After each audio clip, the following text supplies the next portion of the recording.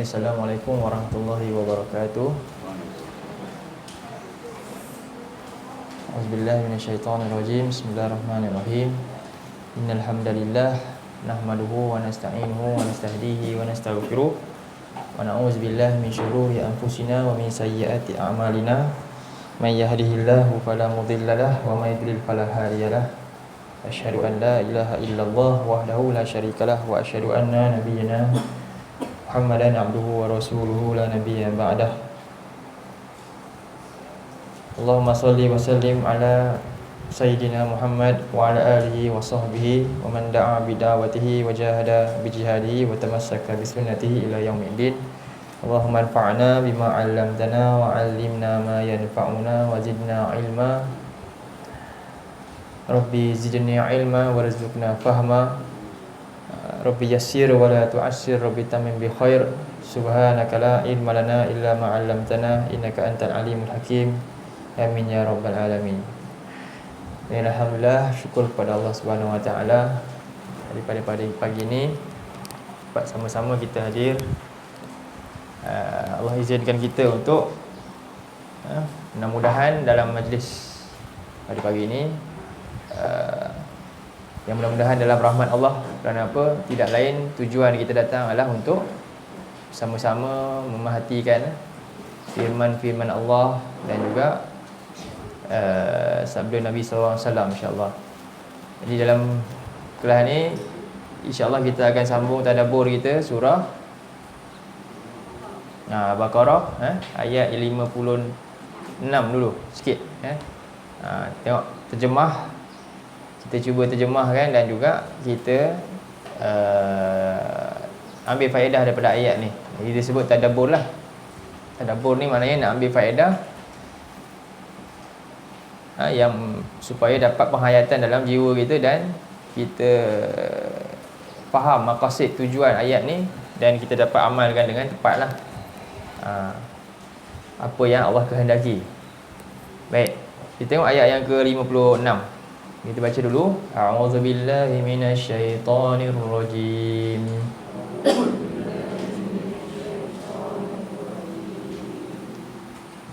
Thumma ba'atsnakum min ba'di mautikum la'allakum tashkurun.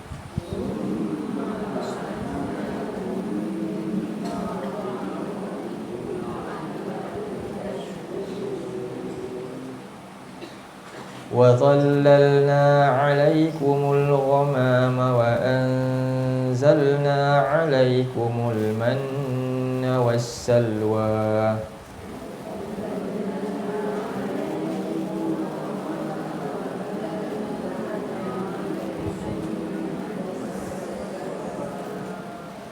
كُلُوا مِن طَيِّبَاتِ مَا رَزَقْنَاكُمْ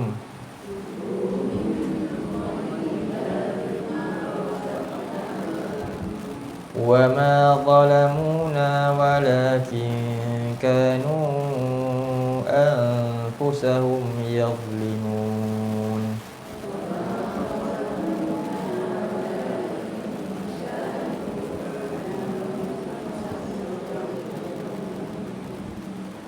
Okey, jadi kita tengok ayat 56. Summa. Ya, Allah mula dengan summa. Apa makna summa? Kemudian. Jadi bila sebut kemudian ni dari sudut bahasa maknanya dia ni ayat subjek ke dia predikat? Tahu subjek predikat tak? Ada guru bahasa Melayu kat sini? Bekas ke? Tak ada. Apa maksud dia? Kalau bahasa lama kita dia kita panggil apa? Apa? Nama ataupun tajuk kan? Ataupun bahasa lama sikit apa? Benda cerita. Jadi ni benda ke cerita? Ayat ni. Ayat ni ayat benda ke ayat cerita? Cerita, sebab dia summa. Maknanya apa? Dia rentetan daripada cerita. Jadi apa subjek dia? Subjek dia ayat atas lah sebelum ni. Nikmat Allah yang ke berapa ni? 6. Wa'iz. Wa'iz tu ayat sebelum kan, 55 kan? Wa'iz kultum. Itu tajuk dia apa? Bila dia minta tengok Tuhan. Apa kesan dia? Itulah dia. Jadi ini masih lagi kisah nikmat yang ke-6 yang Allah sebut kepada Bani Israel. Ayat ni cerita tentang nikmat kepada Bani Israel. Sebab ayat yang sebelum ni, kalau kita tengok muka surat sebelah dia tu, kita tengok apa? Ya Bani Israel uzkuru ni'mati allati, kan? Ayat berapa? 46, 48, kan? Orang tengok balik ayat 48 dalam Quran tu, itu. Jadi Allah pun cerita detail ringkasan nikmat yang Allah beri. Jadi kalau kita tengok sambung ayat dia, muka surat yang kita baca sekarang, muka surat berapa ni? Muka surat 8 ni, bermula daripada ayat pertama apa dia? Wa iz najjayna, nikmat pertama. Kedua, wa iz faraqna, nikmat kedua. Ketiga, wa iz wa'adna Musa. Kepada ketiga dah. Keempat apa? Wa iz ataina Musa. Kelima. Keenam, wa iz qala Musa. Dalam tu ada nikmat keenam. Dan yang ni ke berapa dah? 7 lah kan? Ketujuh apa? Wa iz qultum ya Musa. Jadi semua wa iz tu ada kira. Yang itulah Allah nak cerita nikmat dia. Jadi dalam ayat ni juga nikmat kepada Bani Israel setelah dia buat satu permintaan yang kufur. Melihat apa? Allah. Itu permintaan yang kufur. Lalu menyebabkan mereka disambar oleh petir. Macam mana cara dia? Disambar oleh halilintar, iaitu disebut narum minas sama. As-sa'iqah ni maksudnya dari tafsir dia, as-sa'iqah ni dari sudut bahasa, sa'iqah, sa'iq ni maksudnya satu dentuman, bunyi yang menyebabkan mati ya. Sa'iq.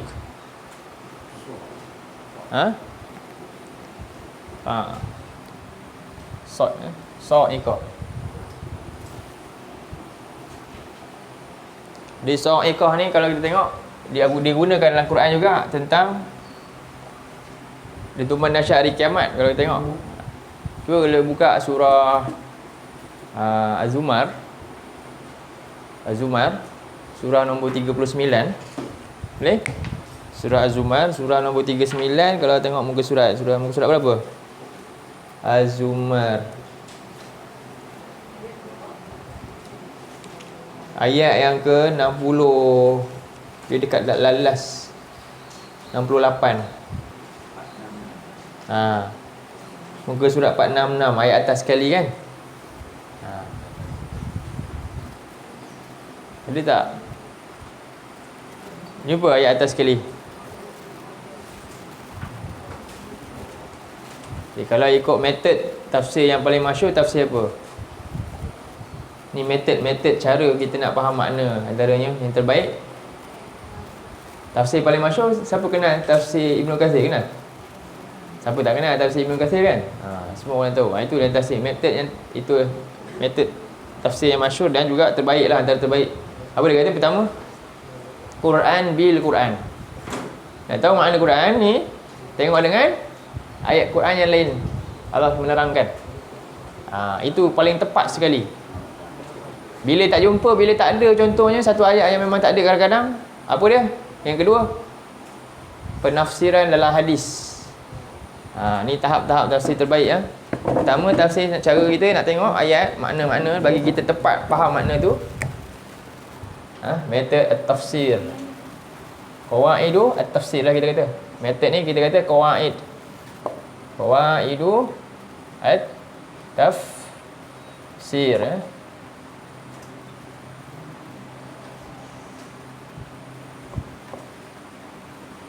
Qawaid tafsir, kaedah-kaedah tafsir.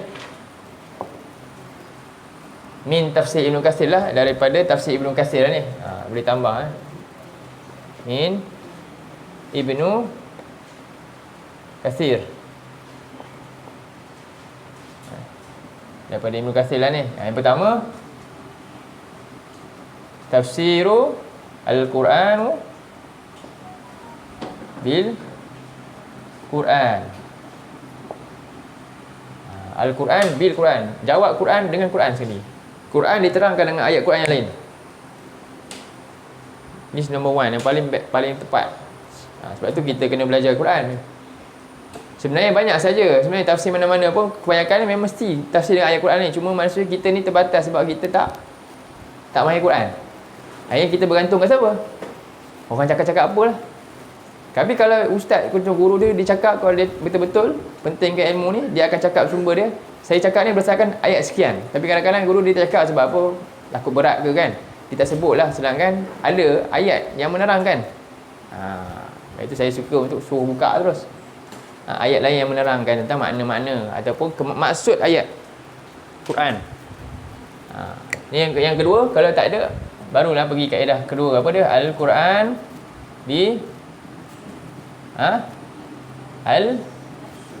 bil hadis. Hadis kita tahulah, hadis apa? Nabi lah. Hadis, syarat hadis ni dia ada syarat lah. Pertama, hadis tu mesti sahih. Sahih ni nombor satu lah. Dan boleh tak kalau lah untuk dalam bab yang lain, ni bab yang penting lah, bab besar akidah. Tapi ada juga, ada hadis lagi dia kata hadis tu dhaif.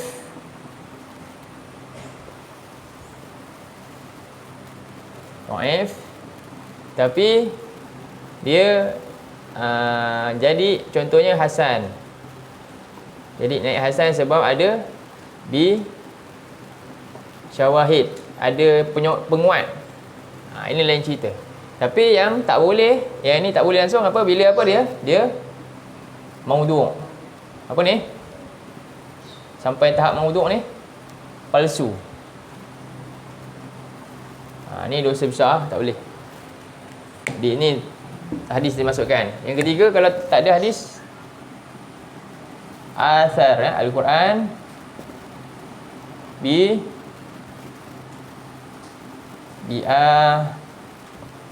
saru as-sahabat. Iaitu asal ni kata-kata ulasan ahli tafsir, sahabat. Contohnya Ibnu Jarir At-Tabari ke tafsir At-Tabari, itu murid kepada sahabat. Dia tafsirkan apa kata Ibnu Mas'ud tentang ayat ni, apa kata Ibnu Abbas tentang ayat ni, macam tu. Selalu saya kadang-kadang kita sebut, nanti kita tengok contoh ayat yang lain. Jadi ini yang kedua. Contohlah macam yang ni, kenapa kita perlukan hadis? Contohnya Allah kata wa aqimus solah, kan? Dirikanlah solat. Aqimis solat di dulu Syam. Kemudian lagi apa? Ila ghasaqil lail. Dirikanlah solat ketika mana matahari tergelincir sampailah waktu malam telah masuk gelap. Apa maksud dia? Macam mana kita tahu sekarang ni kita buat? Kat mana tahu? Allah cuba bagi tahu umum je dalam Quran. Dirikanlah solat daripada tergelincirnya matahari sampailah tengah malam. Kemudian wal Quran al-fajr, ni dalam surah Al-Isra ayat 78. Macam mana nak faham ayat tu? Macam mana nak faham?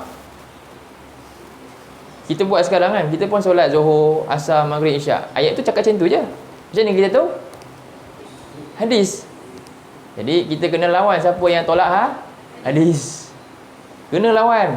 Sebab ni termasuk dalam apa? Rukun dalam agama kita. Kalau tak lawan, kita pun sokong, kita termasuk orang boleh terkeluar tak keislaman? Jaga-jaga bukan main-main. Boleh terlucut Islam. Bukan lagi dah Islam. Itu penting. Okey Ada hadis. Yang kedua, sahabat asar. Ni keterangan sahabat ada dalam ayat yang lain. Dan yang ketiga, yang keempat, Al-Quran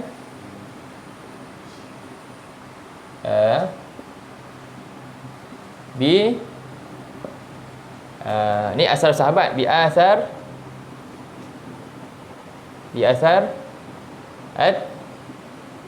at-tabi'in. Tabi'in ni siapa? Murid sahabat. Yang ketiga, yang kelima, last, 5 je dia kata. Al-Quran bi lughah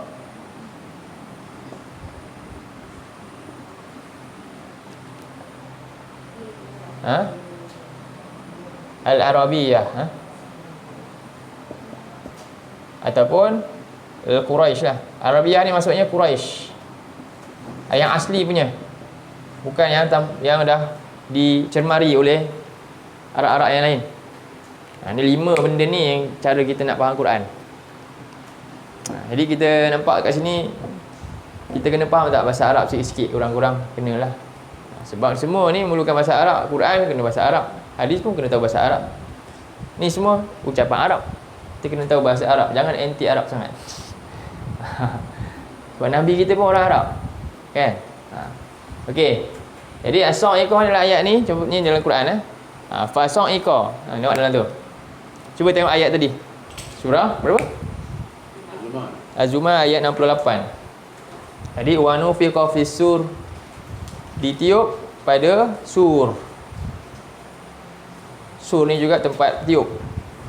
Ini sur ni tak tahu dalam hadis Nabi, iaitu dimaksudkan malaikat tu ditiup apa? Satu yang disebut Nabi macam trompet lah, panjang, yang besar lah, berada di mulut dia, tinggal nak tiup je.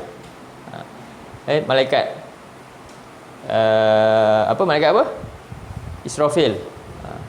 Jadi fa-sa'iqah, tu perkataan sa'iqah. Lalu telah, sa'iq maksudnya apa?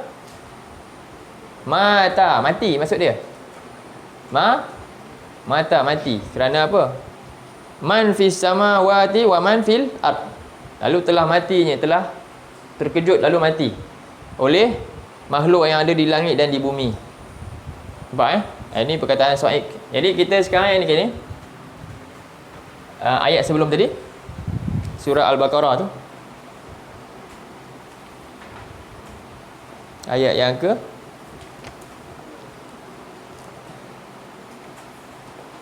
55 tu.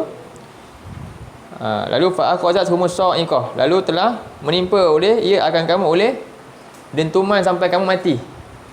Itu maksud dia lah. Bunyi-bunyi yang dahsyat tu menyebabkan kematian. Wa antum tanzurun, sedangkan dalam keadaan mereka semua merhatikan. Jadi akibat daripada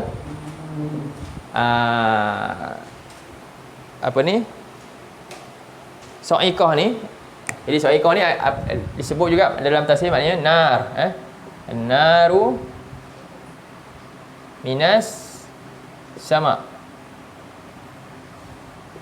api dari langit turun. Apa dia? Hari ni kalau kita tengok api dari langit, petir lah kan, kita kata kilat lah. Tapi dalam tafsiran bahasanya api yang turun dari langit, menyambar. Nar minas sama menyebabkan, sa'iq ni juga menyebabkan kematian. Jadi ada pendapat, mati ke pengsan? Bani Israel ni mati ke pengsan? Ada pendapat kata mati, ada pendapat kata pengsan. Yang lebih tepatnya matilah. Mati. Sebab Allah boleh hidup tak benda yang dah mati dekat dunia lagi? Sebab banyak. Ini jadi dalam surah Baqarah ni ada berapa ayat yang Allah hidupkan yang dah mati? Apa? 5. Jadi ni ayat pertama. Ayat pertama Allah hidupkan setelah mati. Jadi tengok ayat sekarang. Summa ba'asnakum mim ba'di. Ni kata Allah terang mautikum. Kata lebih tepat ulama tak payah nak ni. Memang mati. Mereka memang mati. Allah boleh hidupkan lah, tak ada masalah. Sebab lepas ni ayat dia, kalau kita tengok dalam ayat yang ke surah Baqarah, ada 5 tempat Allah hidupkan yang memang dah mati. Ni yang pertama ayat antaranya, 70 orang yang mati, lalu Allah hidupkan balik. Kemudian dalam ayat yang ke surah Baqarah juga, ayat yang ke-73,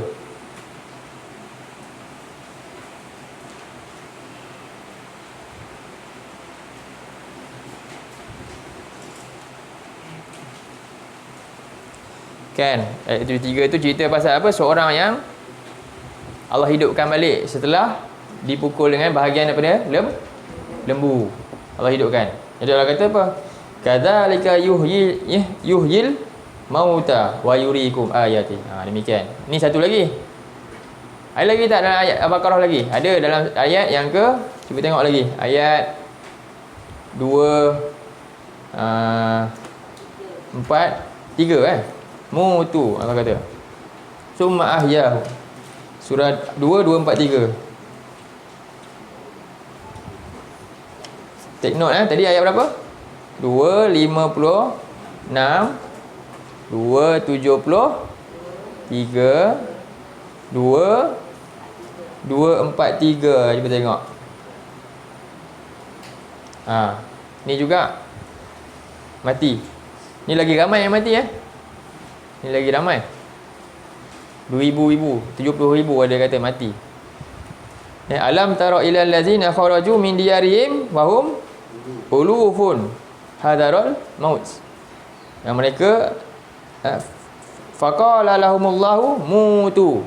Lalu Allah berfirman apa dia? Matilah. Kemudian Allah hidupkan balik. Summa ahyahum. Ini hidup kat mana? Kat dunia lagi. Mati, hidup semula. Okey. Kemudian dalam ayat yang lain, surah 2 juga. Ni yang keberapa dah? Yang ketiga kan? Surah 2 juga, ayat 2, 5, 9. 259. Ni seorang je yang mati. Lalu dia tengok bangkai keledai dia jadi tulang dah. Dia hidup balik. Lalu Allah hidupkan keledai dia tu depan mata dia kan. Surah apa? 2, 259. Kemudian Allah hidupkan apa lagi? Ayat 260 tu. Ayat 260 Allah hidupkan apa? Burung. Ini semua cerita dalam surah Baqarah yang Allah hidupkan yang mati, kat dunia lagi Allah hidupkan balik. Berapa ayat? 5 ayat lah. Pertama ni, kedua tadi ayat 70, ketiga ayat 24, 3 ramai-ramai tadi. Keempat ayat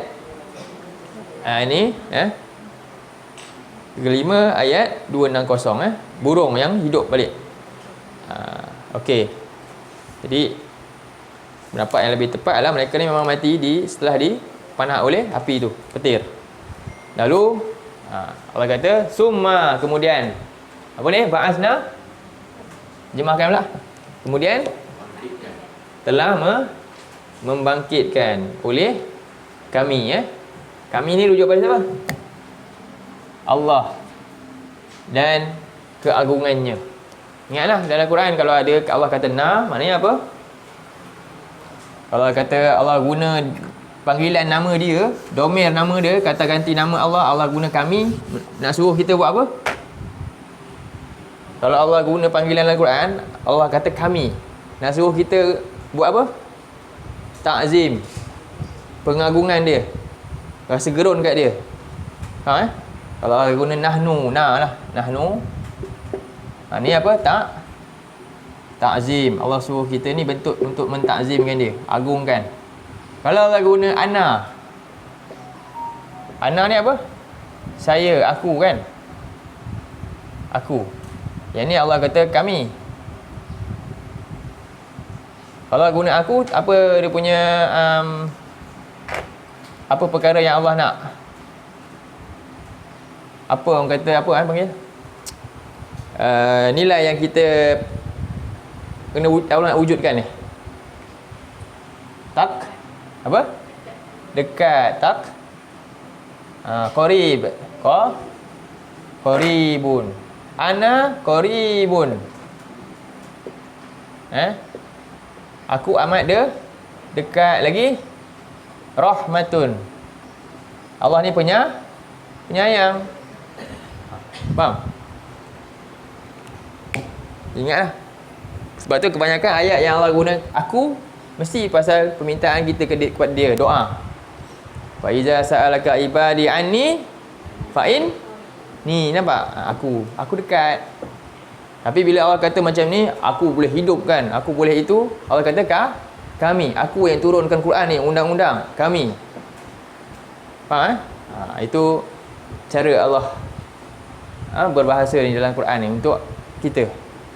Okey, jadi kemudian telah membangkitkan oleh kami akan sama juga, kita kena ulang balik ni. Cuma semua tentang nikmat Allah ni, semua Allah guna domain apa? Kamu. Ada tak guna domain mereka? Sebab sedangkan ayat ni cerita pada golongan yang mana? Ada zaman Nabi, itu tak? Bani Israel zaman Nabi. Menceritakan tentang Bani Israel pada zaman Nabi Musa. Tapi Allah guna kata kamu, macam dia orang juga. Sebab faham?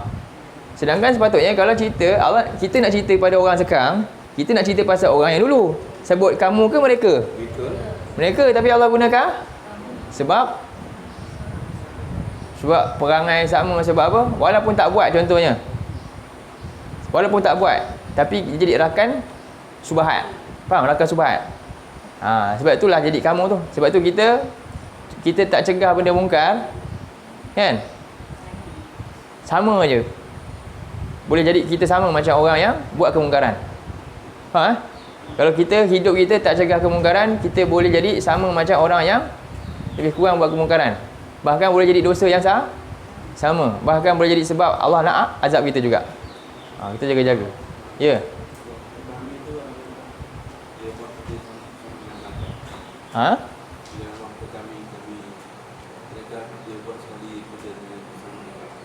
Dengan malaikat? Tak, Allah lah. Allah dan kerajaan dia lah. Malaikat tu hamba dia juga. Faham? Khadam dia juga, hamba-hamba Allah je. Baik. Kami tu lebih kepada takzim kepada Allah, bukan Allah perlukan sekutu, tak. Bukan maknanya ramai. Tak. Kami itu takzim. Itu yang tepat. Bukan syarikah, bukan. Bukan sekutu Allah menunjukkan ramai, Allah perlukan bantuan ramai, tak. Faham? Okey. Kemudian diri ini keagungan dia. Kalau raja pun dia tak kata aku, kan. Dia kata kami juga kalau ada titah-titah tu. Kita tengok dalam bahasa ni, bahasa rasmi. Okey. Cuba buka surah 5 ayat 79. Ni akibat lah jadi rakan subahat ni. Jadi akibat pun sama lah. 5:79.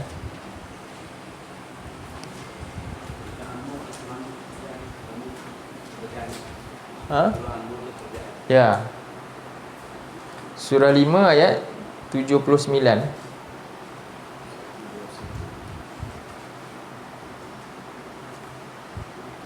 Muka surat berapa? Lagi? 121. Satu ayat tu cukup. 5.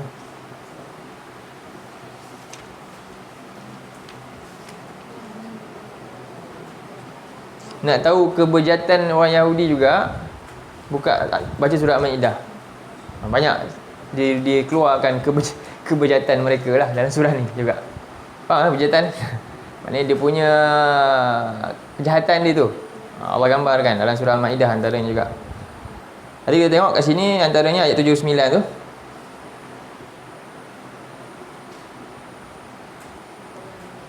Jadi mereka ni umat yang dilaknat oleh Allah. Kalau baca daripada ayat 58, lu'inal ladzina kafaru min bani Israil. Dilaknat orang-orang yang kafir, kufur, daripada kalangan siapa? Sekarang ni apa yang kita nampak? Allah kata daripada kalangan Bani Israel. Apa gambaran dia?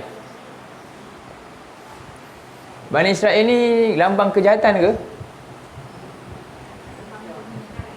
Bani Israel, bila sebut Bani Israel itu maknanya melambangkan kejahatan ke kemuliaan? Ha? Siapa sokong melambangkan kejahatan? Angkat tangan. Ha? Siapa sokong melambangkan kemuliaan? Tak ada juga. Macam tu tengah-tengah atas pagar. Bila sebut Bani Israel sebenarnya itu melambangkan kemuliaan. Ha. Faham? Faham tak? Jadi Allah laknat orang-orang yang kafir daripada kalangan orang yang mulia sebenarnya. Sepatutnya mulia, tapi Allah laknat dia. Sebab apa? Faham? Bila kita dah pasang orang kita Bani Israel jahat, bukan. Bani Israel ni siapa? Anak cucu siapa? Nabi Yaqub. Bukan cucu orang lain, cucu Nabi. Mulia lah maknanya. Faham? Kita dah salah maksud, salah faham. Sebab tak faham. Bani ni daripada perkataan apa? Bani. Kadang-kadang kita tak nampak. Bani ni asal kalimah dia apa? Bani. Bani ni kalimah yang dah hilang satu huruf. Asal kalimah ni apa? Bani ni kalimah dia dah hilang satu huruf. Dia asal dia Banina. Banin. Kau dengar Banin? Kenal kan? Banin. Banin ni maknanya jamak kepada Ibnun. Apa ni Ibnun? Anak. Banin, anak-anak. Jadi dia buang nun ni sebab nak jadi mudhaf. Dia nak sambung dengan Israel. Bila sebut anak-anak maknanya apa? Oh, punyalah rapatnya hubungan kan. Bila sebut anak-anak kan, bukan orang lain, bukan kawan, anak. Anak maknanya ada talian darah dan talian agama sekali. Beza kawan kadang-kadang hanya tak ada talian darah, cuma sama pegangan je kan. Ini bukan sekadar sama pegangan, ada talian. Oh, hebat tak? Hebat tak? Hebatlah, bukan main-main. Kita ada tak talian darah dengan Nabi ada? Siapa ada? Kan? Tapi Allah kata apa? Allah mula dengan ayat apa? Nampak? Jadi dia Allah nak laknat ni bukannya ada taraf apa-apa ke, tak ada. Di sisi Allah, siapa yang tak ikut ajaran Nabi boleh kena laknat. Tak kira siapa pun dia, walaupun dia anak seorang Nabi pun. Kita kena faham yang tu. Boleh faham? Nampak Allah kata ni. Dan Allah mula dengan kafaru, mim Bani Israel, daripada kaum yang sepatutnya mulia. Mereka ni anak cucu Nabi, tapi dilaknat oleh Allah. Sebab apa? Sebab apa laknat? Sebab ala lisan ni, siapa yang laknat ni? Allah sampaikan melalui lisan siapa? Moyang dia sendiri. Siapa? Daud. Nampak? Daud ni adalah salah seorang daripada cucu Nabi, anak cucu Nabi Yaqub jugalah, Bani Israel ni. Ayat daripada lisan Daud. Dan juga Nabi siapa lagi? Wa Isa. Dan juga Ibni Maryam. Kenapa? Zalika bima asau wa kanu tadu. Demikian itu sebab mereka buat apa? Asau apa? Derhaka. Derhaka, bermaksiat. Maksudnya menolak untuk turut perintah Allah. Dan berlebihan dalam hal pula tu. Bukan sekadar tak buat perintah, tapi berlebihan. Apa dia maksud dia? Allah terangkan ayat yang kita baca, ayat 79. Apa maksud mereka bermaksiat kepada Allah? Adakah maksudnya dia berzina, buat maksiat, ataupun apa? Tengok apa Allah kata? Kanu la tanahawna 'anil munkari fa'alu. Nampak tak ayat ni? Maksudnya apa tu? Kita memang tak buat maksiat, tapi kita tak cegah. Sama tak macam orang buat maksiat? Dapat laknat juga tak? Ya. Ni sebab laknat. Yelah, bila macam tu apa jadi? Akhirnya maksiat jadi apa? Neutral, jadi normal, rosak. Sampaikan orang yang buat maksiat pun tak perasan dia sedang buat maksiat. Besar tak kerosakan? Jadi kita bimbang termasuk sebenarnya. Saya baik, okey, tapi tak peduli pun. Ayah dia pergi masjid surau, baik. Tapi anak dia buat mungkar, dia pun tak peduli, tak nasihat anak dia. Boleh tak? Dia rasa dia selamat tak? Dia masuk surga tak? Agak-agak. Boleh tak kemungkinan dia boleh juga kena laknat? Dia bukannya keturunan Nabi macam Bani Israel ni. Pernah fikir? Betul, kena tadabbur tu. Ya.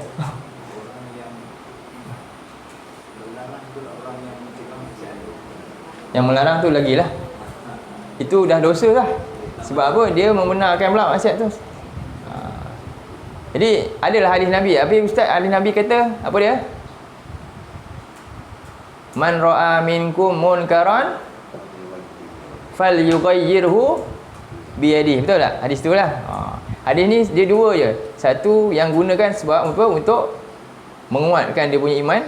Satu dia menggunakan untuk membenarkan lemah iman dia. Itu dua. Kita yang mana satu? Nak guna hadis ni untuk menguatkan iman ke nak gunakan untuk membenarkan kelemahan iman kita? Betul tak? Ini orang kata apa dah? Untuk apa? Orang kata apa? Lari apa? Lari dari masalah. Gunalah hadis ni. Betul? Apa hadis dia? Apa hadis dia? Kita semua hafal ke hadis ni tak? Banyak hadis ni. Man ra'a minkum munkaran. Man ra'a minkum munkaran. Apa maksud dia? Siapa dari kalangan kamu yang melihat kemungkaran? Luahlah kemungkaran ni. Sebab tu dia ni semua bentuk kemungkaran. Kemungkaran dari segi paling tinggi apa? Tauhid ke? Syirik? Tak ikut sunnah. Dan juga maksiat lah, yang semua sekali. Tu masuk kemungkaran umum. Apa dia kena buat? Ni arahan Nabi ya. Fal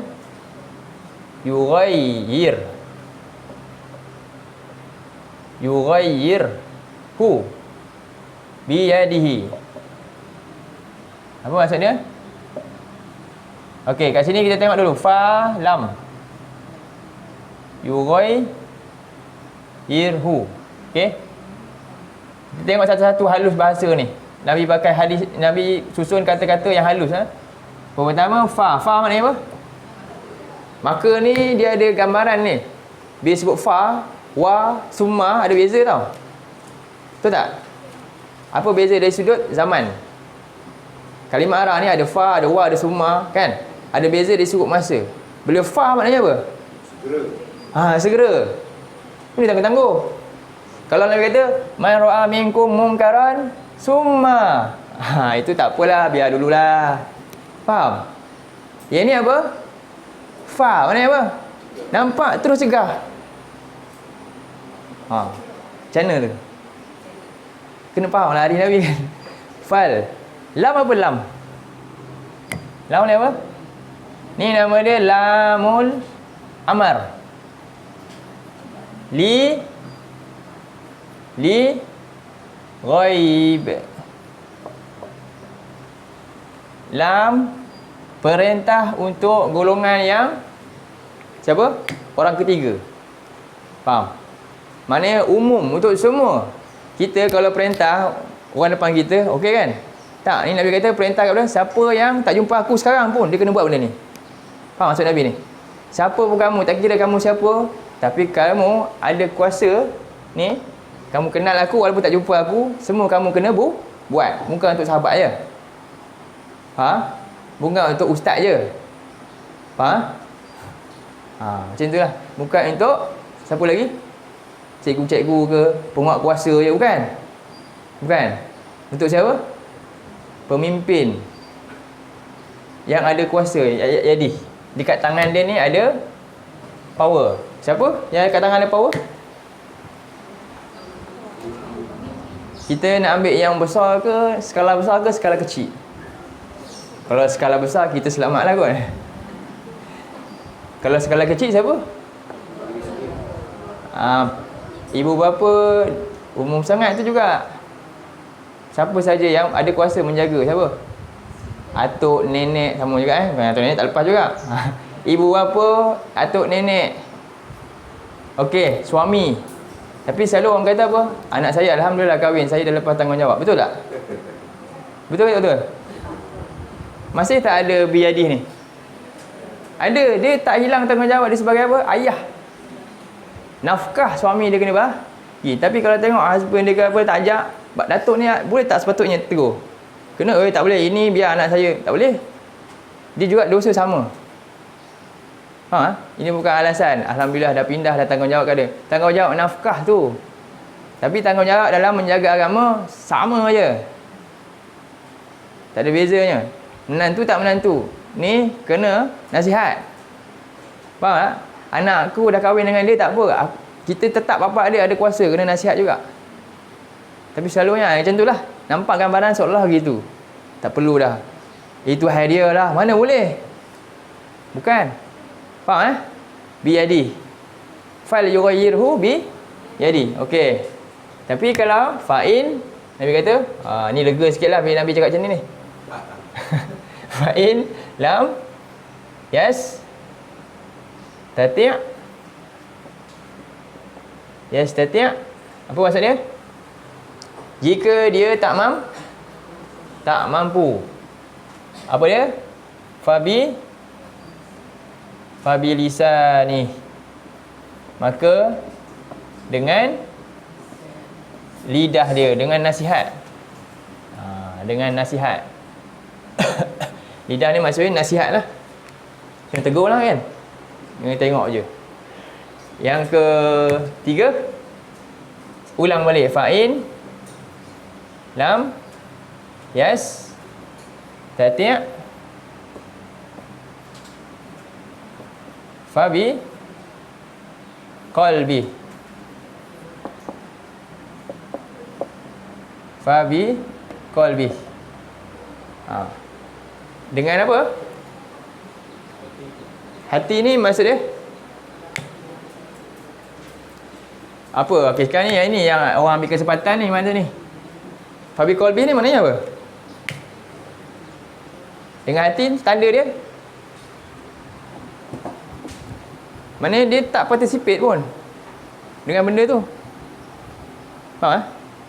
Dengan hati ni maknanya sekurang-kurangnya orang nampak dia diam, tapi orang tahu dia tak suka. Kan? Itu. Kita kadang-kadang dengan hati pun tak, sebab apa? Tak nak nanti orang tahu aku tak suka. Aku tak apalah, boleh lah, okey lah. Itu masalah tu. Maknanya Nabi kata yang dengan hati ni nama dia apa? Zalika ad'aful apa? Iman. Ad'af ni maksudnya lemah. Ad'afu ni nama dia isim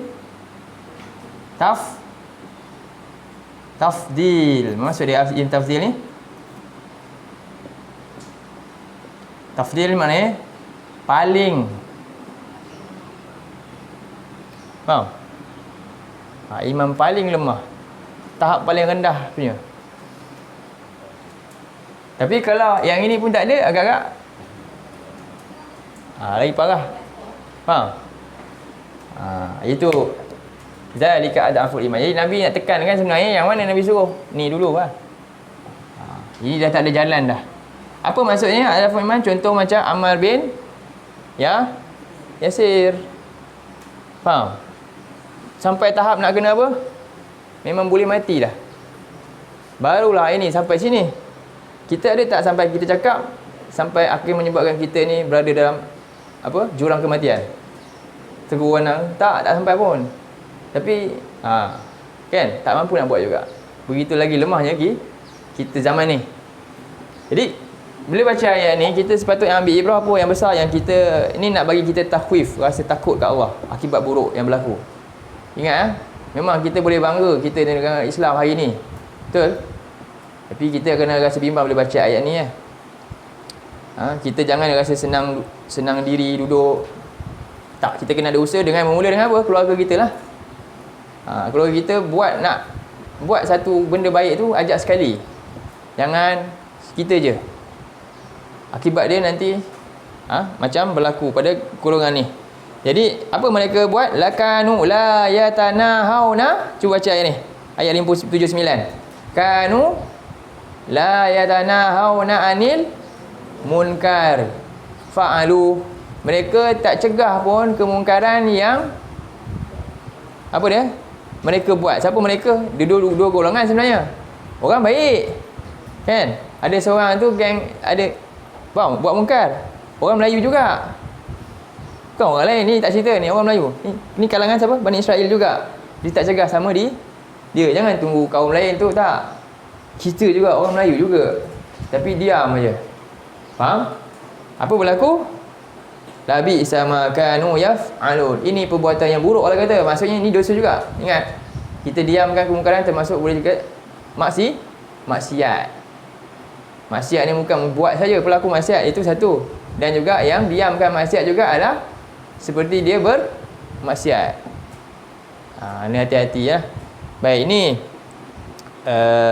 contoh golongan ni. Sebab itulah balik pada tadi ayat surah 2 ayat 56.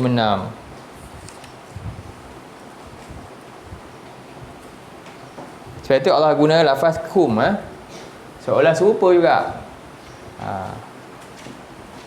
Serupa juga perangai Bani Israel yang selepas-lepas tu.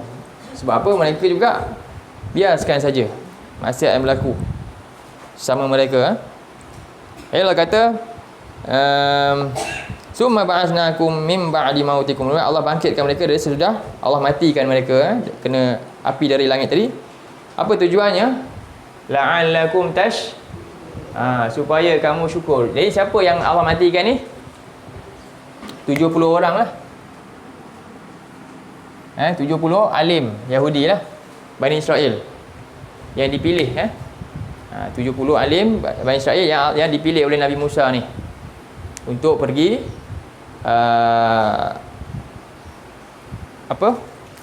Allah nak berikan satu perjanjian dengan dia secara khas.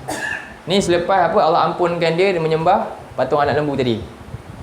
Selepas peristiwa tu tadi yang kita belajar bincang sebelum ni, peristiwa mereka sembah lalu Allah ampunkan dia, kan.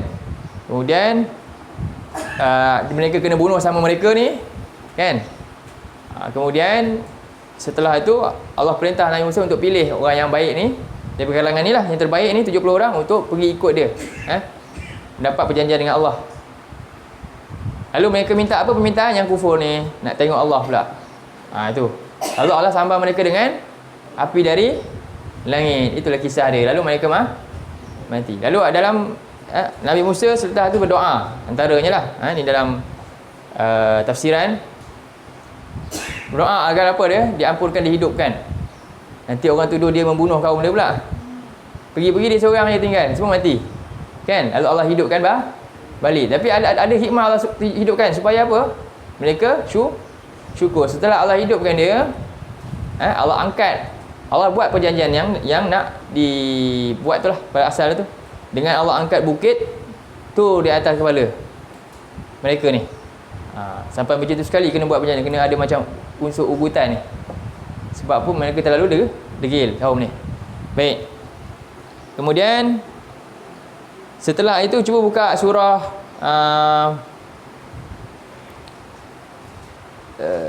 surah 5 ayat 20. Nak faham sikit kita tengok kat situ. Ayat ke-57 kita nak tengok ayat 57 ni.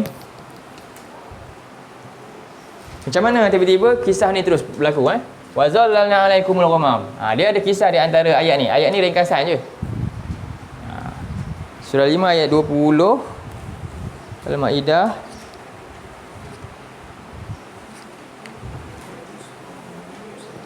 Mana? Setelah perjanjian dia buat di meterai. Jadi ayat 20 tengok, wa iz qala Musa liqaumihi ya qaumiz kuru ni'matallahi 'alaikum iz ja'ala fiikum anbiya'a wa ja'alakum mulukan. Ini kata Nabi Musa, ingatkan balik nikmat-nikmat yang Allah dah beri. Yang ingatlah ketika Nabi Musa berkata kepada kaumnya, wahai kaumku, ingatlah kamu nikmat Allah ke atas kamu ketika dia menjadikan pada kamu ada para nabi yang banyak. Nabi Musa ni nabi zaman bila? Selepas siapa?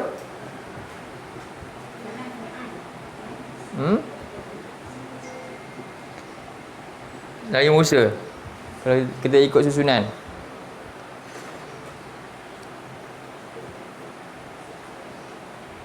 Jadi selepas Nabi Yusuf lah kan, Nabi Yusuf. Sebab itulah mereka ni ada di Mesir. Sebab kisah Nabi Yusuf lah last sekali dia jadi aziz di Mesir. Kemudian Bani Israel dimuliakan di Mesir. Hebat sebenarnya. Mereka ni orang kaum bangsa luar tapi jadi pimpin dalam satu tempat. Hebat tak? Dan disayangi oleh orang tempat tu pula tu. Masa zaman tu lah. Setelah itu baru masa yang lama, apa dia akhirnya mereka ditindas. Dilucutkan kelebihan tu. Akhirnya mereka jadi hamba pula kat situ. Oleh siapa? Kerajaan Firaun ni. Allah bangkit utuskan Nabi Musa untuk bantu dia keluar daripada masalah tersebut. Inilah Bani Israel. Jadi Allah ingatkan kepada mereka ni banyak nabi-nabi. Bahkan Nabi Daud, Nabi Sulaiman juga daripada sebenarnya mereka ni. Dan mereka juga banyaknya ada pemimpin terpilih.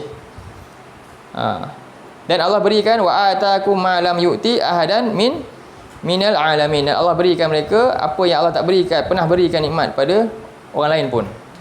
Mereka ni dihidupkan, banyaklah peristiwa hebat yang berlaku pada mereka ni. Okey, jadi ini antara perjanjian dia. Apa dia? Allah minta apa dia? Mereka ni perintah untuk masuk ke Palestin. Di situ ada satu kerajaan. Tengok nama dia yang besar lah.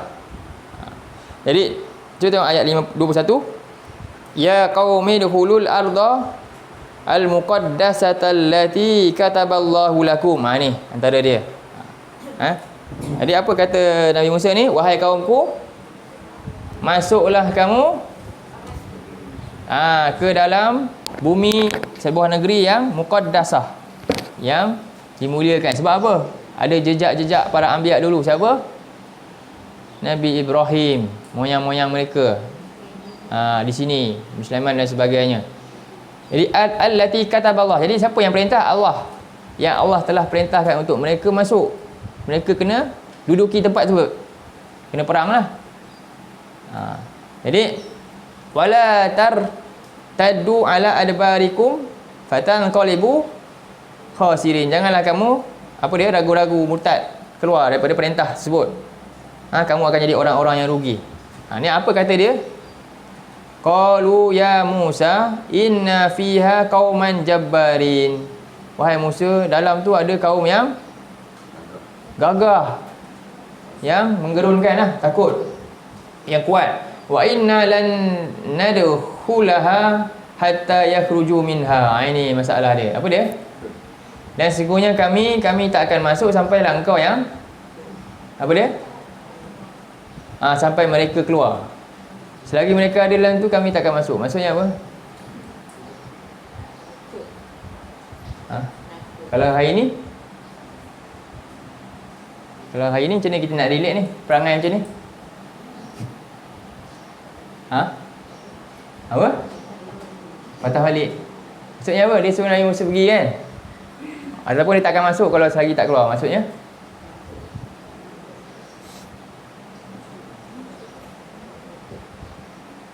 Jadi itulah, kat sini sama-sama kita belajar. Tujuan kita belajar Quran untuk apa? Amal, betul? Untuk pelaksanakan lah. Jadi guru yang mengajar contohnya ada dia punya tempat-tempat yang kita nak bangunkan, contoh. Itu juga sikap pelajar. Jadi kena participate dalam banyak. Bukan ustaz je buat contohnya. Kita kena sama bantu-bantu, bagi ada harta, bagi ada apa semua. Macam itulah. Ini maksudnya. Tapi ini golongannya apa? Tak apalah, orang buatlah, saya nak buat kerja saya je. Ini orang yang penakut dan pentingkan diri, disebut opportunist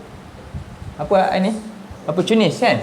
Opportunistnya ada yang positif, ada yang negatif. Dalam bab ni negatif lah, tak boleh macam tu. Jadi kemudian kata dalam ayat lagi, fa in yakhruju minha fa inna dakhilun. Apa dia kata? Dan maka jika mereka keluar daripadanya, sesungguhnya kami akan masuk.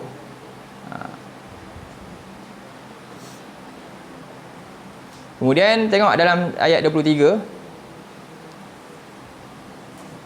Jadi yang masuk dengan Nabi Musa ni tinggal 2 orang ni saja. Siapa? Yang yakin. Qala rajulani minal ladzina yakhafuna an'ama Allah. Berkata 2 orang lelaki daripada kalangan orang yang mereka bertakwa. Yang ingat kepada nikmat Allah yang Allah dah berikan ke atas mereka ni.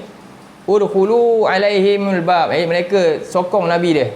Masuklah, jomlah sama-sama sertailah perjuangan Nabi ni.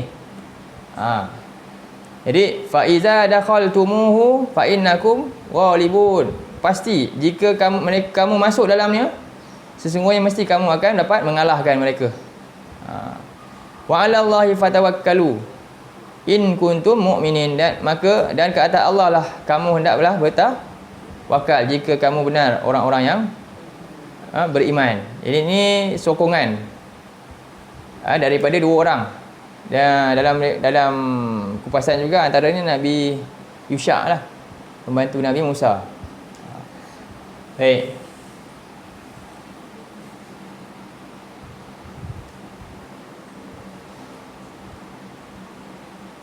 Kemudian kita nak baca sampai ayat 26 ni sebab nak sambung relate dengan ni. Kemudian qalu ya Musa inna lan nadkhulaha abadan madamu fiha. Wahai Musa, sampai bila pun kami tak akan masuk selama mereka masih ada dalam negeri tersebut. Fazhab anta wa rabbuka faqatila inna hahuna qa'iduna. Ini. Maka kamu pergilah dulu bersama dengan Tuhan engkau, ya Allah. Kamu pergi sebab apa? Bersama dengan Tuhan engkau, Musa. Sebab apa? Sebab mereka ni bukan orang yang bertawakal dengan Allah. Tak yakin dengan pertolongan Allah. Lalu berperanglah kamu. Inna hauna qa'idun. Kami duduk sini tunggu selesai baru kami buat lah. Ni dalam ada opportunist. Faham tak? Dia tahu dah siap je dia nak makan dia. Dia perangai macam tu. Jadi dalam lagi-lagi bab dalam apa? Agama. Tak boleh macam tu. Jadi tak sama orang yang berkorban dengan orang yang dah dapat hasil, tak sama. Beza kat situ. Nilai di sisi Allah dia akan lihat nanti. Baik. Kemudian qala rabbi inni la amliku illa nafsi. Kemudian wa akhi fafruqu bainana wa bainal qaumil fasikin. Musa kata apa? Wahai Tuhanku, aku hanya menguasai diriku sendiri dan saudaraku. Sebab apa? Dia dah tak boleh lagi dah nak suruh kaum dia yang degil tadi dah. Oleh itu pisahkanlah kami dengan orang-orang yang fasik.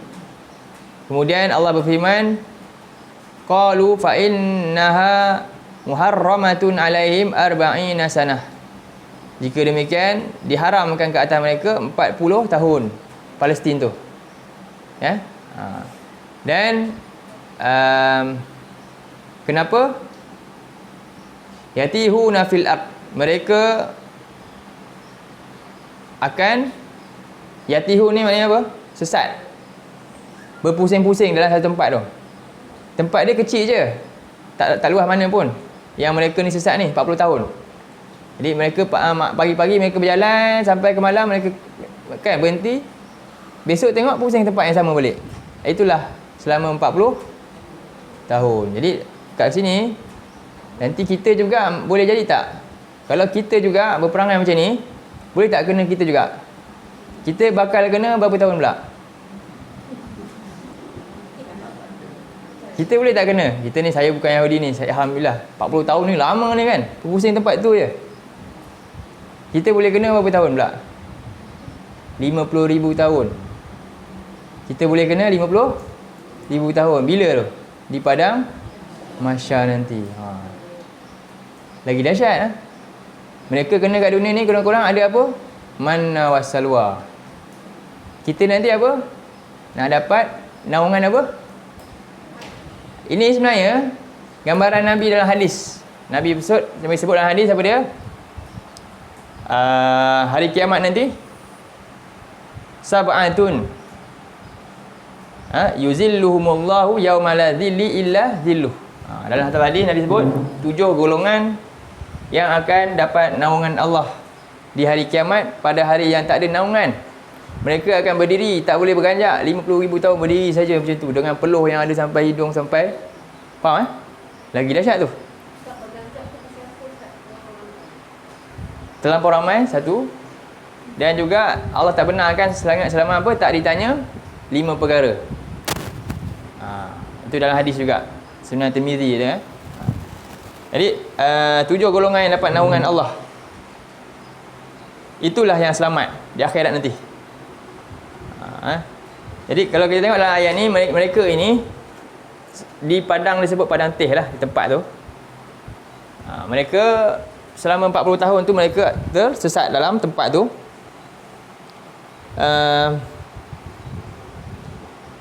Okey. Kita tengok ayat ni. Jadi dalam keadaan mereka itu sesat selama 40 tahun, lalu Allah tetap berikan mereka beberapa nikmat. Allah tak tinggalkan mereka. Okey, cuba terjemahkan. Wa zallalna, dan apa ni? Kami naungi, dan telah menaungi oleh kami. Iaitu Allah naungi mereka al-ghamama dengan awan. Ghamam ni awan yang menyebabkan matahari terlindung daripada terpancar ke bawah. Jadi di mana saja mereka jalan, awan tu ikut, dia tak kena padang pasir. Sebab tu 40 tahun dia hidup je kan.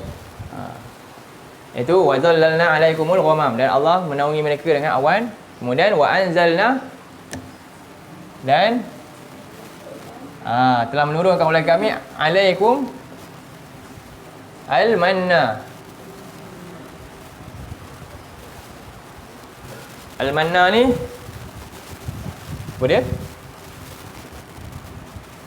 Dia susu apa bahasa Arab? Kan? Campur dengan al-asal.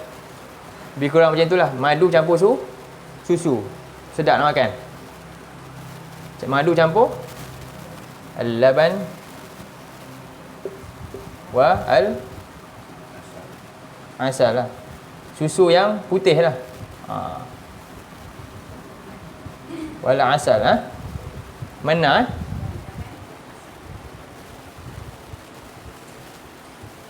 yang turun dari langit.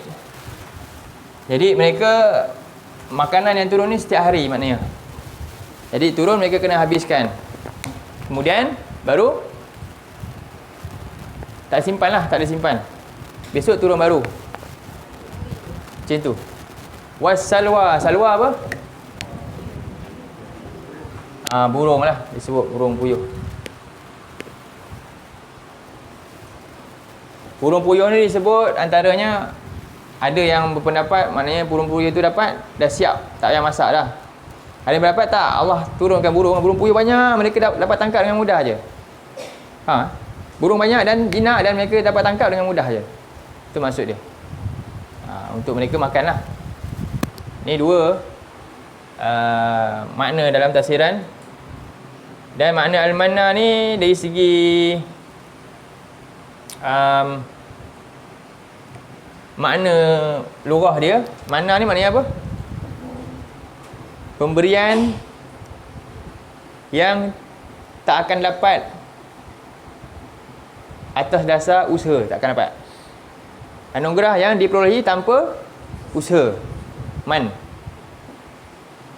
Usaha macam mana tak boleh dapat, sebab man ni memang daripada langit, daripada syurga makanan dia. Dan hari ni memang tak akan dapat. Itu dari segi makna dia lah. Pemberian anugerah yang diperolehi tanpa sebarang usaha pun.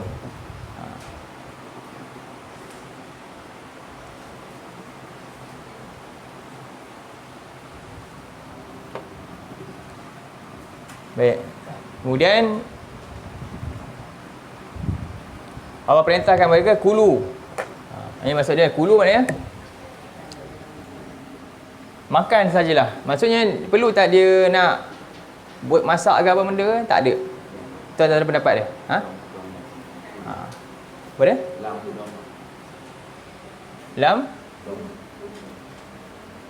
Kulu Kulu, dimakanlah daripada yang thayyibati, makan yang baik. Ini satu perintah Allah kepada mereka ni. Okey. Dalam hadis ni, perangai Yahudi ni, perangai mereka ni pula, ni situ lagi lah. Daging burung ni, Mereka tak makan pula. Mereka takut habis, mereka simpan. Sedangkan Allah kata makan je, makan. Makanlah. Macam tu. Tapi mereka ni sifat apa? Bunyi simpan kedekut. Bukan simpan sebenarnya. Dia menunjukkan apa dia? Sign yang mereka ni orang yang sangat kedekut.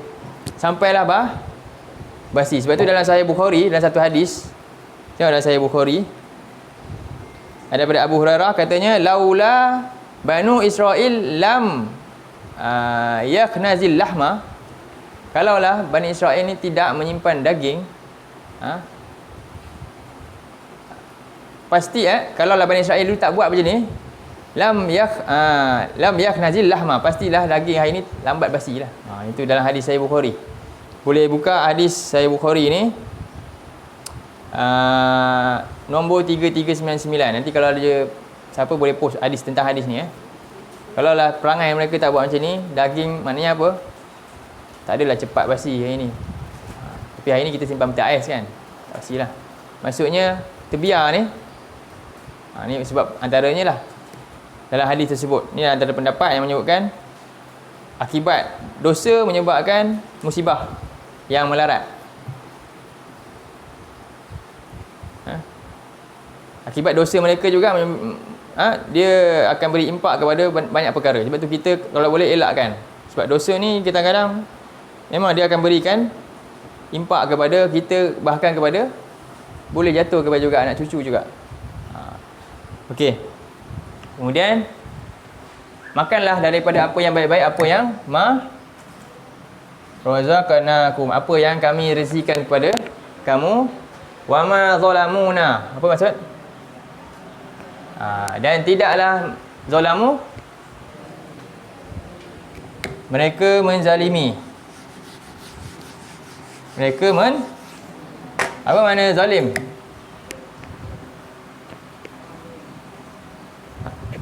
Zalim ni ada 3 kategori ya. Ditulislah ni.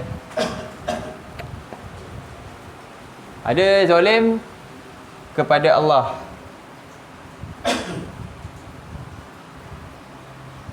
Zalim terhadap Allah. Zalim terhadap diri sendiri.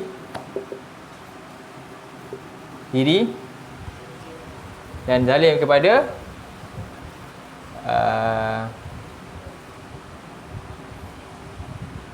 apa dia? Makhluk lah kita kata.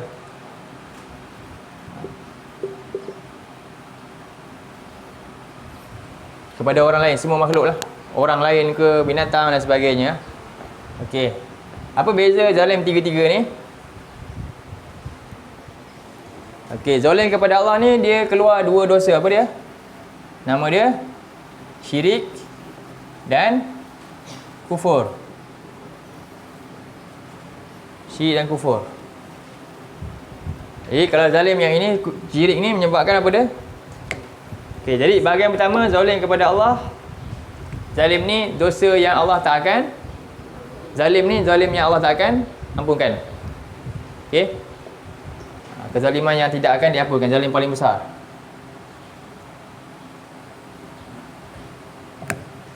Bila buka surah 4 ayat 48.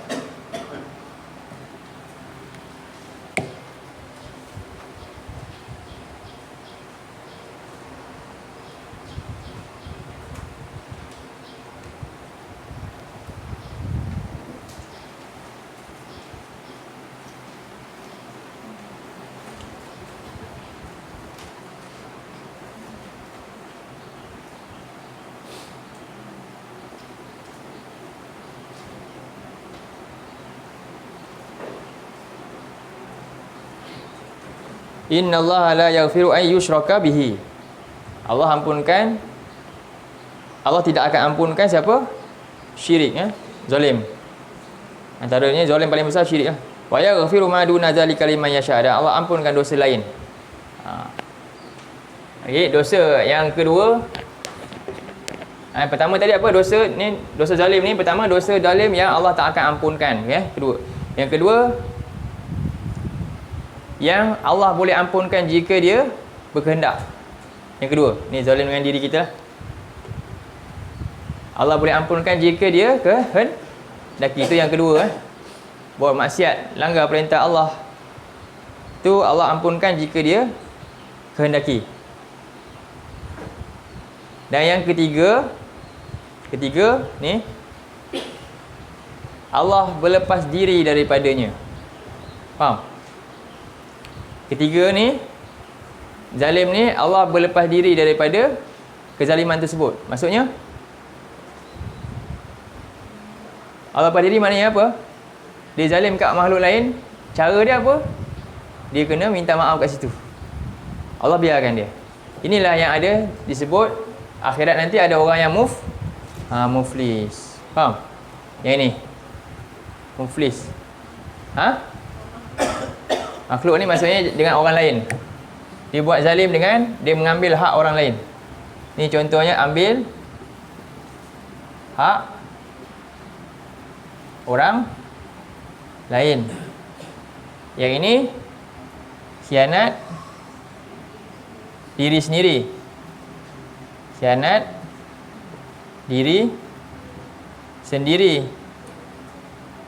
Yang ini ambil hak Allah. Jadi kalau kita ambil hak Allah, apa hak Allah yang paling besar sekali? Untuk Allah diibadahi, untuk ditauhidkan kan? Hak dia tu. Tiba-tiba kita pergi sekutukan dia. Faham? Yang ini Allah takkan ampunkan. Yang kedua, kita sepatutnya apa? Kita ada agama, kan? Kita tujuan kita puasa semua kerana apa? Kita nak jaga keislaman kita kan? Itu hak-hak orang Islam lah. Diri sendiri kita kena buat, kena taat kepada Allah supaya kita tak kena bakar. Hak kita sebenarnya, tapi kita khianati. Yang ini apa dia? Kalau dia taubat, Allah boleh ampunkan, ataupun Allah boleh Allah ampunkan dia di akhirat. Itu atas kehendak Allah. Sebab itu dalam ayat ni sifat kita bila yang ini kita kena takwa. Cuba tengok surah 3 ayat 1 3 4 1 3 5. Surah 3.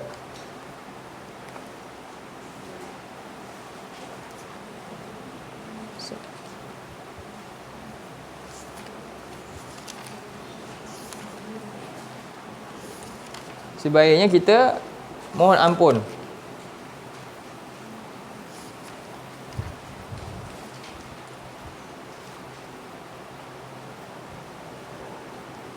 Ayat 135, nampak? Bila dia zalimi diri dia sendiri, apa dia? Wallazina iza fa'alu fahishatan aw zalamu anfusahum, sebaiknya dia buat apa? Zakarullah wastaghfaru li dzunubihim. Terbuat maksiat, terlanggar, itu sebab kita ada nafsu. Betul tak? Manusia ni memang ada nafsu. Sebab tu tak boleh nak, kadang-kadang bila dikuasai dengan lemahnya iman dan sebagainya, memang kadang-kadang kita akan terlanjur. Tapi apa dia? Kita tak akan lepas daripada mengkhianati diri sendiri. Memang Allah tahu lemahnya kita. Tetapi yang terbaik, sebab itulah kullu ibni Adam, Nabi kata khata'. Setiap anak Adam pasti buat salah. Tapi sebaik-baik anak Adam yang buat salah apa dah? Tawwabun, yang sentiasa buat je untuk mengampun, istighfar, mohon keampunan dan azam tak nak buat lagi. Ini Allah boleh ampunkan. Yang ini jaga-jaga. Ini memang kena taubat nasuha ni. Yang ini Allah boleh ampunkan. Tapi lebih baik apa? Kita istighfar sebanyak-banyaknya di dunia, sebab memang banyak salah kan kita perasan. Apa dia? Pemerintah yang zalim tu yang mana? Yang ni dia ambil hak orang lain. Yang ini Allah berlepas diri. Yang ni yang bahaya ni. Dosa dengan Allah selesai dah. Dengan kita selesai ni. Yang ini yang terakhir. Sebab tu dari akhirat nanti dia ada, pertama selesai dengan siapa dulu? Kita hisap dosa kita dengan Allah, kemudian dosa kita sendiri.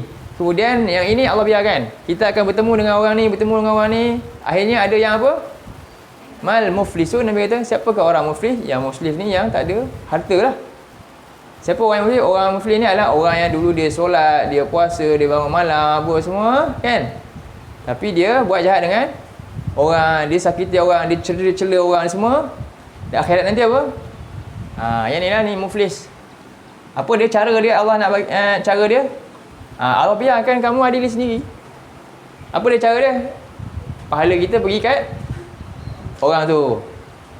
Tak cukup lagi, banyak sangat dosa. Hampir habis dah pahala kita. Apa berlaku? Dosa orang tu pindah kat kita pula. Macam tu sampai selesai. Ini yang parah. Ni yang parah ni dosa ni. Sebab tu saya kata dengan makhluk, bahkan dengan siapa? Haiwan pun sama. Dengan haiwan pun sama. Sebab tu zaman Umar apa dia? Tak ada kambing kat ceruk apa? Bukit pun kalau ada masalah dia, aku bertanggungjawab. Itu kambing tu. Kalau pemimpin dengan orang-orang kat sini macam mana? Faham? Begitu sekali orang yang takwa ni dia takut. Bahkan bukan orang pun, kambing pun, kalau kambing tu teraniaya sebab apa? Jalan tu menyebabkan dia cedera ke apa ke, pemimpin tu dia ambil tanggungjawab. Faham? Apatah lagi dengan manusia ni semua akan Allah berlepas diri daripada kezaliman yang macam ni. Itu kita kena takut. Berhati-hati lagi media sosial ni kan. Main komen je semua kan. Ini gaduh sana lah, gang ni gaduh sini. Komen juga. Banyak. Jadi itu semua akan diadili. Yang mana itu semua dosa dia. Apa dia? Istighfar tak guna. Faham? Kena dengan siapa? Diadili oleh siapa? Allah berlepas diri dosa ni. Kena mohon keampunan kepada, minta ampun kepada orang yang kita buat dosa tu lah. Ataupun kalau orang tu dah meninggal, macam mana cara dia? Doakan dia je. Boleh juga buat sedekah untuk orang tu ke, ceritakan kebaikan-kebaikan dia ke. Itulah mudah-mudahan dapat menyebabkan apa, kat sana nanti kita hilang, selamat. Sebab apa? Kita dah timbal balik dengan benda yang kita pernah buat kat dia dulu. Jadi ni antara makna zalim lah. Ingat zalim pertama apa? Allah tak akan ampunkan kalau dosa dengan Allah ni. Yang ini juga termasuk dosa dengan Allah sebenarnya, tapi kita pecahkan dia spread. Jadi yang ini apa? Dosa maksiat lah. Ini maksudnya syirik tu. Dan kufur ni sama jugalah, keluar daripada milah Islam, dah murtad. Sampai tahap tu. Jadi ini kena, kalau dia mohon ampun, Allah boleh ampunkan lah juga ni. Tapi kemungkinan untuk orang yang buat syirik ni nanti ke akhirat tiba-tiba Allah ampunkan dia lepas. Tak. Tapi macam orang yang berzina contohnya, kan? Dia tak sempat bertaubat, kan? Allah boleh juga kemungkinan dia diampunkan dosa dia. Kita tak tahu, itu dia dengan Allah, kita tak tahu. Dia ampunkan dosa dia, mungkin ada kebaikan dia yang besar yang lain. Tapi kalau syirik, dia buat kebaikan besar apa dia? Dia tolong ibu bapa dia ke apa, tapi dia syirikkan Allah, sekutukan Allah. Dapat tak? Tak dapat. Dosa syirik ni dia menghapuskan semua dosa lain, semua kepada kebaikan. Tak ada. Cuba tengok surah 39 ayat 40 lebih juga lah. La'an asyrakta la yahbatanna amaluk, Allah kata. Surah 39 juga. Saya tak ingat ayat berapa. Dia lebih kurang ayat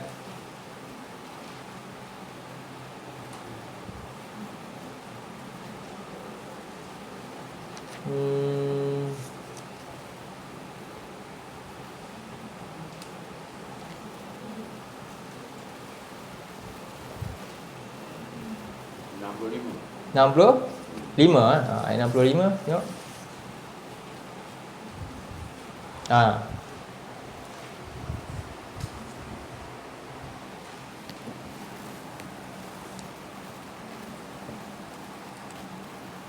Di walaqad uhiya ilaika wa ilal ladzina min qablik, dan benar-benar telah diwahyukan kepada engkau dan pada orang yang sebelum engkau.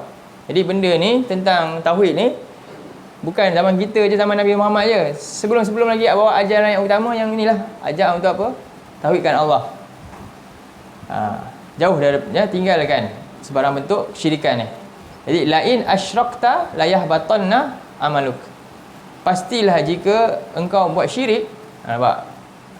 La yahbatanna amaluk. Musnahlah agama engkau.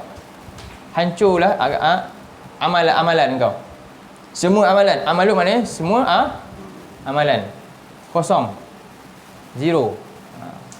Jadi wala takunanna minal khasirin, dan sudah pasti engkau termasuk kalangan orang-orang yang rugi. Itulah dosa syirik tadi. Sama jugalah, yang ini pun semua rugilah. Kadang-kadang kita lepas bab yang ini kan, tapi dia menyakiti orang lain. Yang ini pun masalah. Hadis dia, saya tak bawa hadis dia, tapi ada hadis tu. Maklumkan muflis tu.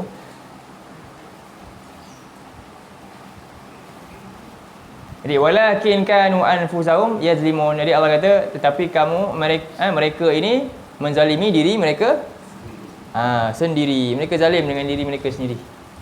Kerana itulah akibat dia.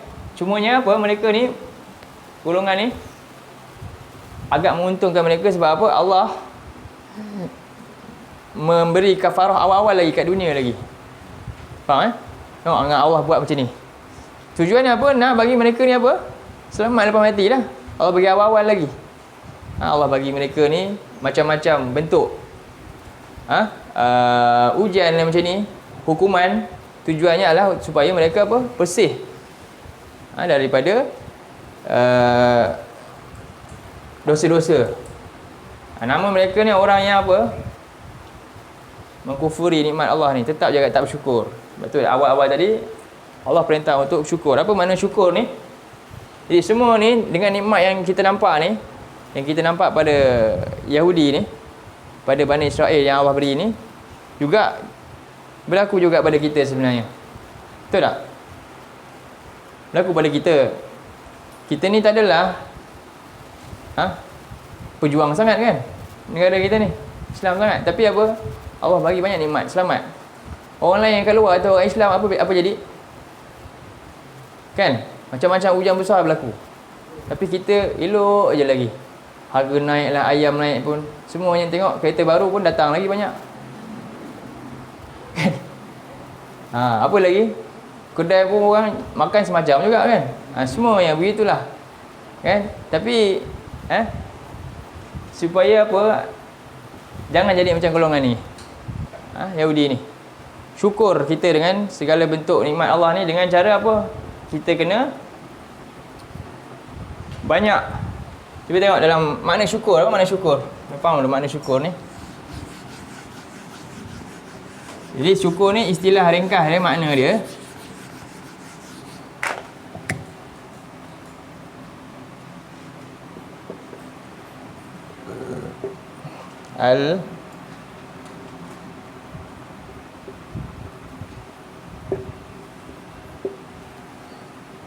al-i'tirafu bin ni'mah.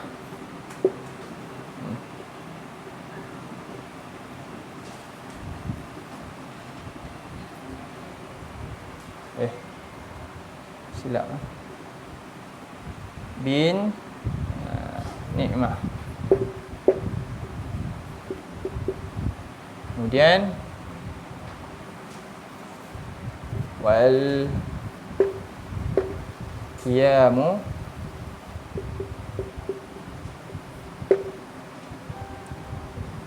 bil khidmah.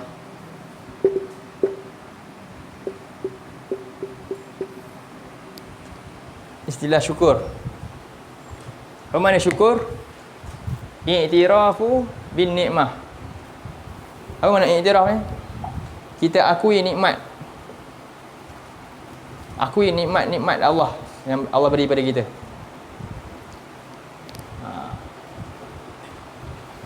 Kenal pemberi nikmat, itu maksud dia. Kenal siapa yang beri nikmat. Kenali nikmat dia. Apa nikmat dia? Ini rukun-rukun dia. Apa dia? Macam mana iktiraf ni? Kenal nikmat. Apa itu nikmat? Ramai orang dia tak kenal nikmat. Kedua, kenal pemberi nikmat.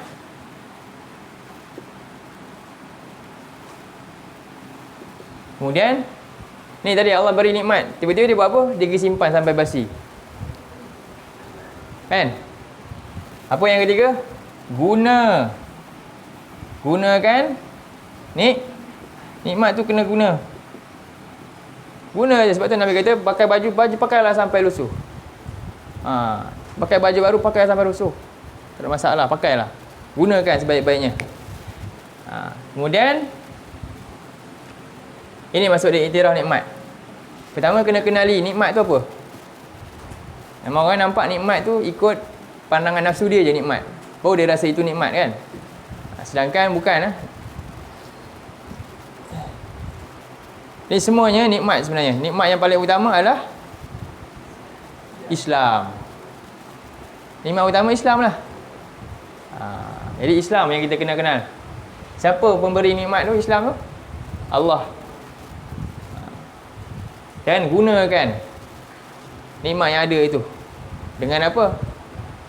Gunakan sebaik-baiknya dengan taat segala suruhan dalam agama kita. Kemudian wal qiyam ni buat apa? Qiyam ni maknanya apa? Ni mengiktiraf tadi ni nikmat. Qiyam menegakkan apa ni? Dengan apa? Berkhidmat. Ni khidmat lah. Ini nama dia apa? Sebarkan sebar nikmat. Sebarkan nikmat yang kita ada.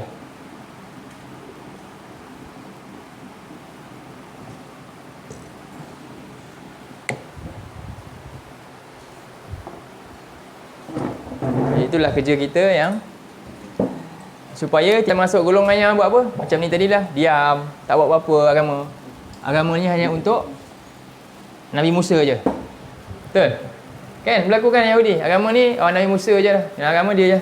Saya sebagai profession saya lain. Kan? Tak ada. Tak boleh macam tu. Sebab semua nak masuk syurga nanti atas jawatan yang ada kat dunia ke atau agama dia? Agama dia semua Islam. Kan? Bayangkan orang yang berjuang nanti kat dalam syurga nak bertungku lumus kan untuk kerana agama tadi. Ibnu Mas'ud, Ibnu Abbas semua sampai ada yang syahid. Tiba dalam syurga kita duduk sebelah dia je, relax. Kita buat apa pun. Agak-agak macam mana tu. Tapi tadi doa syurga pindah kan. Jadi itu kita kena buat macam tu supaya kita sedar. Uish, beratnya ni, mahalnya syurga tu, mahal. Syurga tu mahal, bukannya duduk diam. Tengok drama Korea kat rumah. Lepas tu perangai masuk syurga, bukan. Syurga tu nilai dia mahal. Kena pergi belajar, perhatikan firman-firman Allah, ayat Allah, nak dapat rahmat dia. Nak dapat rahmat Allah ni dulu, dia mahal nilai dia. Sifat yang mahal ni kita kena buat apa? Allah nak kita apa? Cuba tengok surah 29 ayat 69. Nak apa ni orang kata? Nak realisasikan makna syukur ni mesti perlukan pengorbanan lah. Cuba tengok 29 69. Jadi 29 ni adalah jawapan untuk apa? Ni jawapan ni tau ayat ni. Kepada penyataan yang pertama surah ni. Penyataan surah pertama ni jadi kita baca. Sekarang kita terus baca jawapan dulu. Apa ayat dia? Allah kata wallazina jahadu fina lanahdiyannahum subulana. Tiba-tiba je ayat macam tu. Sebab itu jawapan. Dan orang-orang yang tiba-tiba je Allah kata macam tu. Dan orang-orang yang sungguh-sungguh pada jalan kami buat apa? Lanahdiyannahum subulana. Kami pasti akan beri mereka ni, buka macam-macam jalan kebaikan untuk mereka. Wa innallaha lama'al muhsinin. Dan sungguhnya Allah memang sangat pasti bersama dengan orang-orang yang sanggup berbuat terbaik. Okey, ini jawapan sebenarnya. Pernyataan yang mana ni? Jawapan untuk pernyataan mana? Pernyataan ayat surah yang sama ni, ayat pertama. Cuba tengok ayat 1 2. Ayat 1 yang 2 tu. Ni. Itulah jawapan dia akhir tadi tu.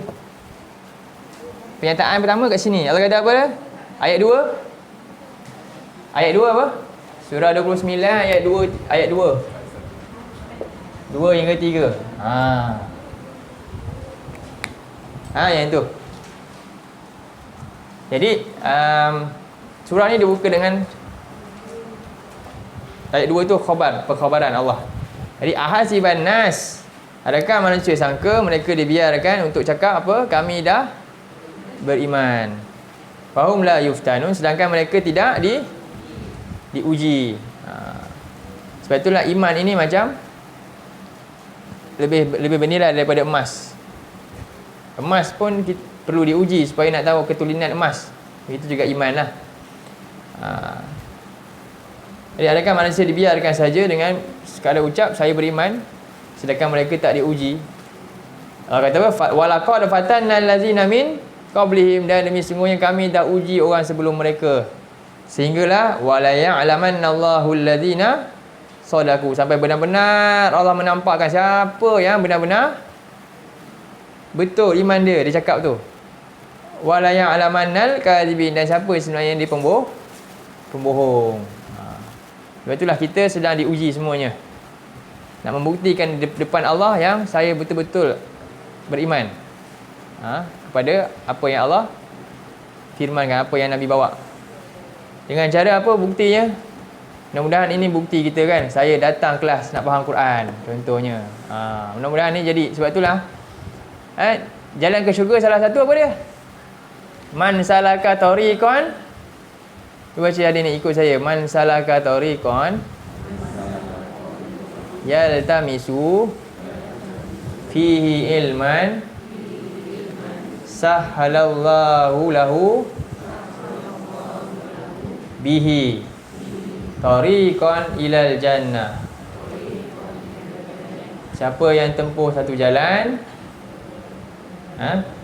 masalah kata tariqan yaltamisu fihi ilman, demi mengutip ataupun mengambil apa dia? Ilmu padanya, jalan tersebut, sahhalallah, Allah sentiasa akan mudahkan untuknya, bihi, disebabkan dia menempuh tadi tu, pengorbanan dia tu, apa dia? Tariqan ilal jannah, jalan untuk ke syurga. Sebab iman ni perlu dibuktikan antaranya. Okey, jadi sampai sini dululah untuk hari ni. Jangan jadi macam ini ya, kan? Berada dengan Nabi tapi tengok apa? Mengkhianati banyak perkara. Dan mereka ni materialism punya pemikiran. Dia nak percaya benda yang apa? Nampak depan mata dia. Barulah dia akan ikut, akan percaya. Bahkan sampai kan apa? Sampai yang paling gaib, iaitu Allah pun dia nak. Sebab tu mereka ni musyrik ni, dia musyrik apa sikap dia, sifat dia? Dia nak benda yang nampak baru dia nak beribadah. Betul tak? Dia suka benda-benda macam tu. Tengok dia nak ada pokok ke, nak ada benda-benda yang ni, dia rasa adanya kekuatan dekat dengan dia. Faham tak? Dia memerlukan benda macam tu, baru kuat dia rasa nak ibadah. Kalau tidak, masalah. Jadi itu sajalah untuk petang ni, tengah hari ni. Ada soalan?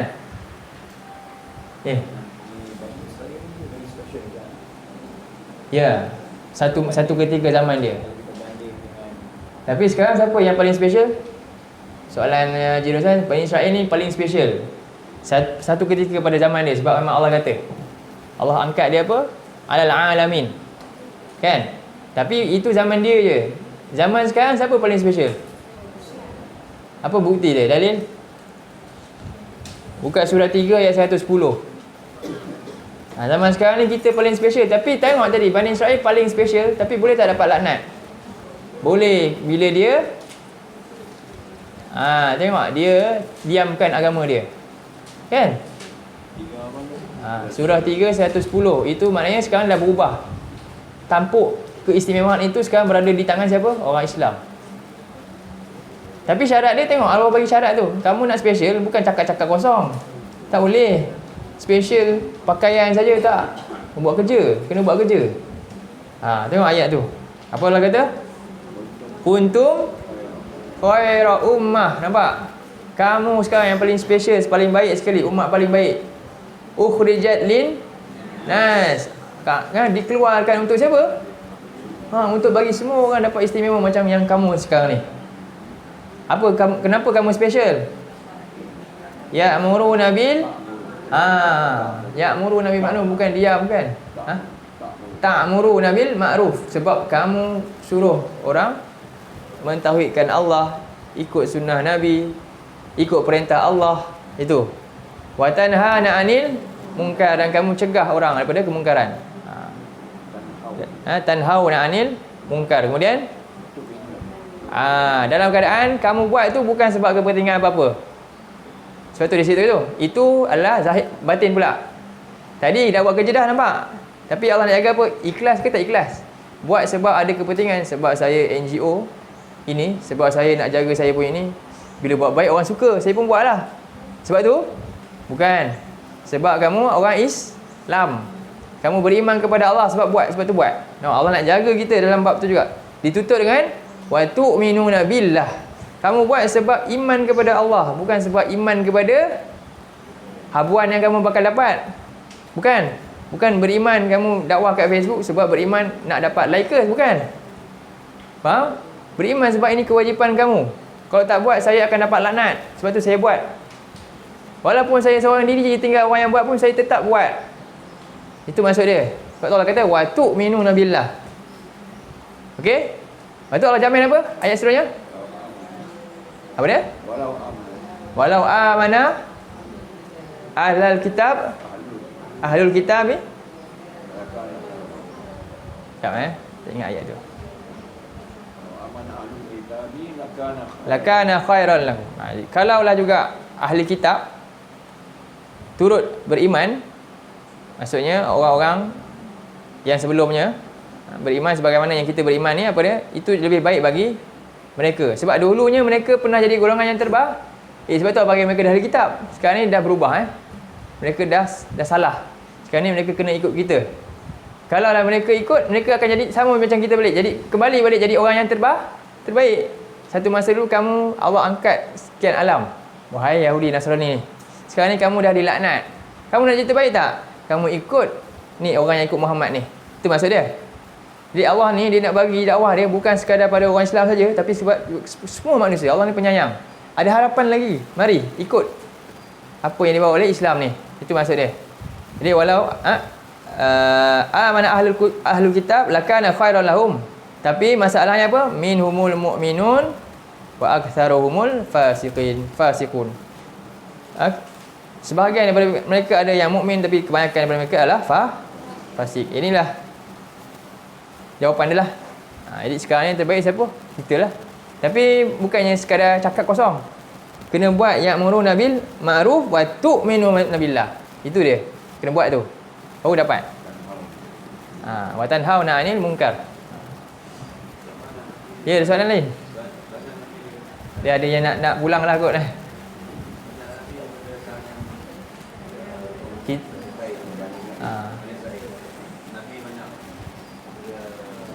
Okey, yang kita tahu Nabi berapa orang? 25 orang, 25 Nabi kan? Yang daripada Bani Israel ni mula daripada